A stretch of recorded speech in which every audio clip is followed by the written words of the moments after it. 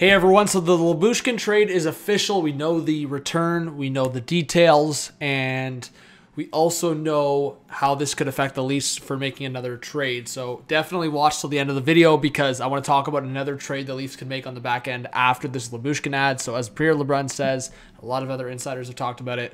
The Leafs are sending a 2025 third-round pick to Anaheim in the Lyubushkin trade. The Hurricanes come into the deal. They get a 2024 sixth-round pick.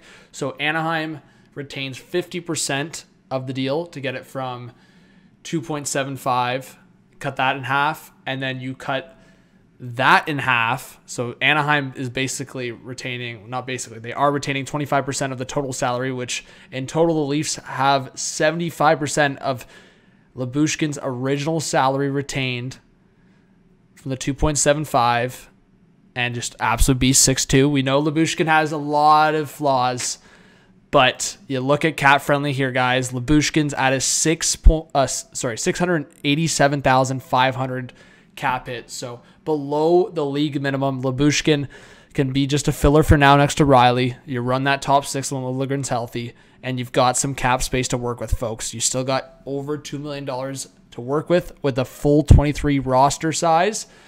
I think we can make another move. So what I'm proposing, and look at this tweet. So I go officially official. That's where the Leafs announced the trade. And they also acquire the draft choice rights to Kirill Slepets, I guess you say. I mean, he's in the KHL right now. He's got almost 20 points in 50-something games. So he could be something. 23 years old. We'll see. 24 years old, I think. But this is my idea. Trade Minton in a first for Adam Larsson, 50% retained, and you run with that top six with Lyubushkin as number 7. So if you were to make that deal and say you throw in Timmins just for cap purposes here, and you go to Seattle, and maybe you could make this bigger. I mean, maybe you add, I don't know, maybe you add Belmar to this deal for the depth. You add Belmar. You add Adam Larsson. Would have passed him. And, I mean, I was trying to see if you could add anyone else from Seattle and maybe just send Noah Gregor the other way, just to see what happens. But I think we'll leave it like that. Actually, Tolvanen would be pretty interesting. I wonder if Seattle would be willing to trade Tolvanen. That would be interesting. That would be very, very interesting. I'll leave Tolvanen out, but Tolvanen would be an interesting sneaky ad for Toronto. So we'll just do Belmar as the depth guy. Adam Larsson, 50% retained. That's what the Leafs are giving up. Submit the trade. That's the trade that I've put together. Yeah, that's a lot, but you're getting Adam Larsson for this year and next at $2 million. And boom, you put Larsson next to Riley. Slide Lyubushkin down. Benoit, Liljegren, McCabe.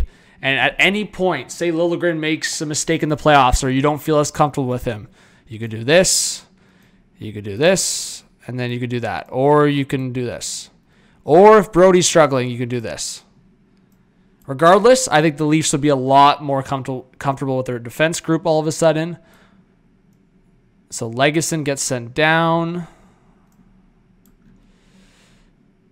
And you could probably pick from this forward group, but you're at a 24 roster size. So for the time being, maybe before the deadline, if you make this Larsson trade, hypothetically, there's no roster constraints. You just have to be under the cap, which in this scenario the Leafs would, but they have an extra guy. So Nick Robertson is not, he's waiver exempt, so he wouldn't have to go through waivers. So you just send Robertson down for the time being. He'd probably be down for like a game.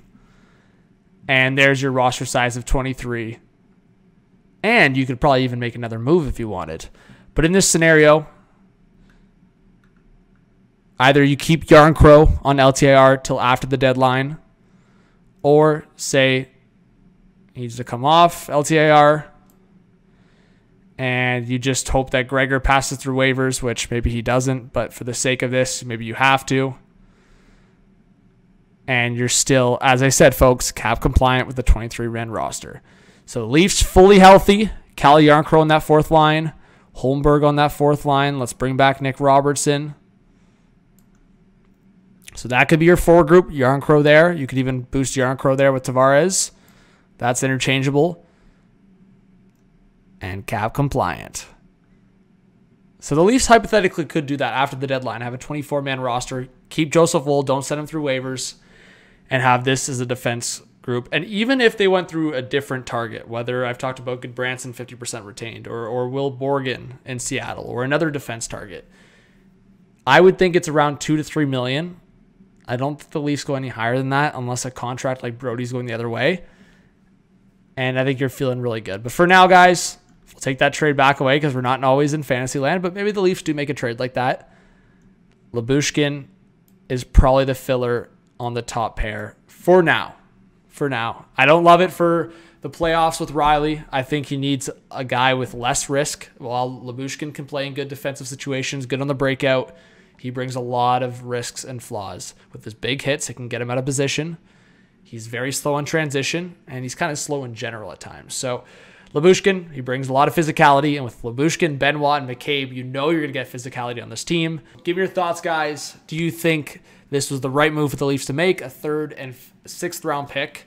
I was thinking a deal like this, if it was retained like this, 3rd and 5th, 4th and 5th, it's the 3rd and 6th. So, I mean, below league minimum, I think it's pretty low risk if you're just willing to give up a 3rd round pick. I mean, he doesn't have term past this year. He's a pending UFA, Lyubushkin, so he could walk again away from the Leafs, which could be a likely possibility. But I think at the state that the Leafs defense group is in, and Giordano, I know it wasn't related, but I think they'll have to consider things, and Giordano might have to go in LTIR for the time being. But there's definitely going to have to be some decisions, and I still think the Leafs should look into a top 4 defenseman and a middle 6 forward.